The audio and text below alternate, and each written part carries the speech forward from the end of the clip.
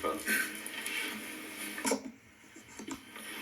I'm asking questions on behalf of the COVID Airborne Transmission Alliance. I think you had correspondence with various members of them during the pandemic. I'm not going to ask you about the correspondence, but that's who I'm asking questions on their behalf.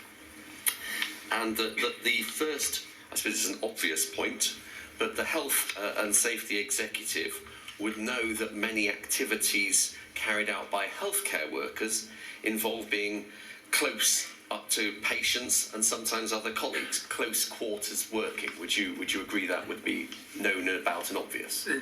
I'd agree, that is very obvious. Thank you. And it's in that context I want to ask a couple of questions about what the HSE knew about transmission and risk.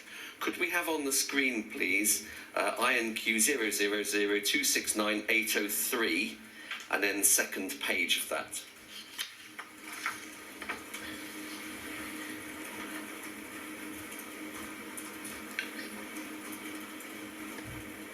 And highlight, I've asked for paragraph 7 to be highlighted. This is an HSE document in which a number of people, or in which it is summarised what the risk factors for Covid-19 are. And we can see from that one, Covid-19 was known by the HSE to be an airborne disease. Do you agree? We refer to aerosol as droplets, and we refer to aerosol generating procedures, so there's a correlation there. So the date of this document, Mr. Simblet? I can't find the data. Oh, I see, right.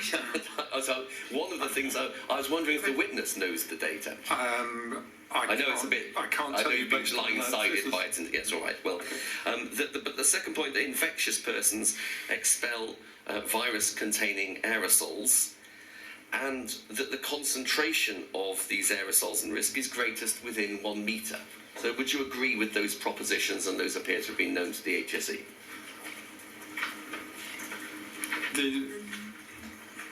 The information there, I think, is reflecting that totality of what was in the IPC guidance. So if there's an aerosol is generated, that is one route. We talk about touching a surface that's contaminated and so on. So there's that range of transmission possibilities in the different circumstances is understood.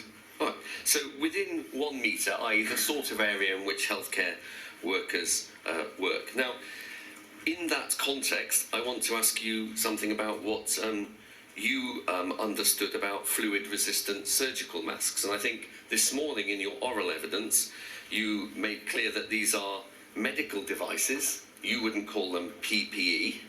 Mm-hmm.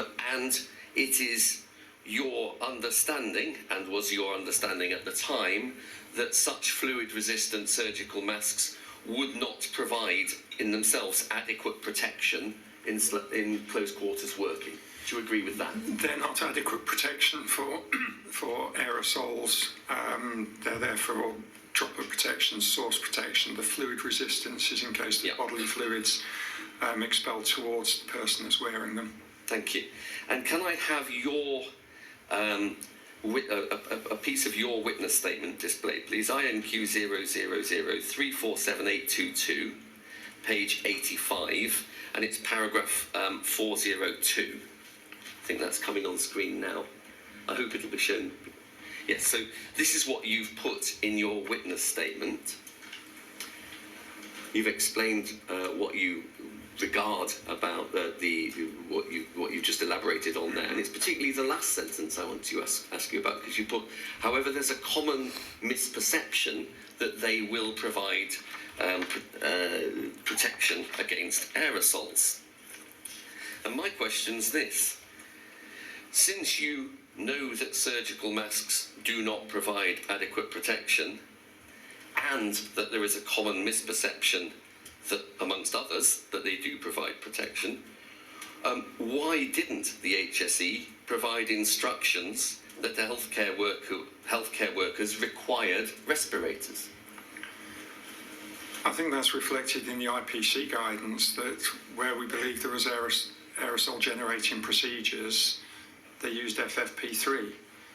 And outside of those areas, that's where they were using fluid-resistant surgical masks. And related to that question, do you recall a meeting in 2022 where various people asked the HSE to give a clear and unequivocal message about people wearing FFP respirators, and some follow-up correspondence to that? Do you remember that being specifically requested? In answer to your question, do I recall the meeting? I don't. Well, do you recall being asked by, I think it was the RCN and others, for the HSE to send a clear message about that? And there being some discussions about that? I'll be honest, I don't recall the fine detail of if there was correspondence and so on. I'd need to refresh my memory. Well, in the time available, I don't think we've got time to go through that. So I will. It's not going to come out of your time, Mr. Simblet. I'll be generous with you too. Can I just follow up a point being made by Mr. Simblet? If you know, it's a point Mr. Simblet was making about the IPC, or you made in your answer. If you know, as the HSE, that it is airborne, and if you know that surgical masks aren't sufficient, you surely can't, in accordance with your statutory duties, just say, well, we'll follow whatever the IPC Cell says. Should you? I mean, shouldn't you then say, well, we've got a statutory duty to protect, as Mr. Stanton said, 750,000 healthcare workers. Shouldn't you step in? I think that's what we were doing at that time, in that the knowledge and evidence at the time, at the start of the pandemic, about route of transmission was reflected in the IPC guidance. Had we thought that that was falling short of what we thought was going to be the exposure routes, we would have advised accordingly and stepped in. But you were part of the IP. I mean, there was an HSE representative as part of the IPC Cell, wasn't there? Yes, we had input into that, and we were there looking at the reasonable practicability of the precautions and being able to use those to satisfy their legal obligations under the Health and Safety at Work Act. So to that extent, and picking up on the question my lady just asked, the HSE was part of the IPC Cell and in a position to pass on to the IPC Cell those views as to what was required and what was insufficient, and in a position to say, actually, there's a statutory duty to enforce this. We were inputting into that cell as to what was required, yes. Oh. The document, my lady, I'm assisted, it's April 2020, the document to which I referred to. So right at the start of the pandemic. Could you repeat the question on that? Oh, sorry. It was. Well, I think I've asked my question. Okay. I was just sorry, Mr. Brunt. I don't. It was the one where it was about the document that summarised the risk factors, and that you knew by April 2020 it was an airborne disease. Yeah, you knew it was airborne. Infectious persons expel virus-containing aerosols, and the concentration of the virus is greatest, therefore, within 1 metre. My final question is this.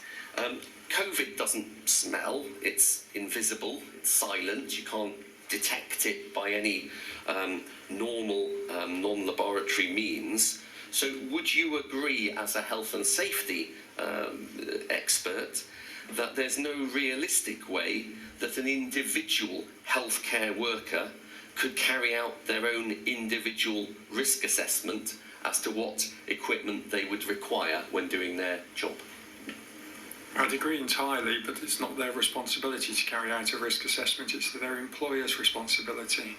We didn't expect individual healthcare workers to be carrying out individual assessments. No, thank you very much.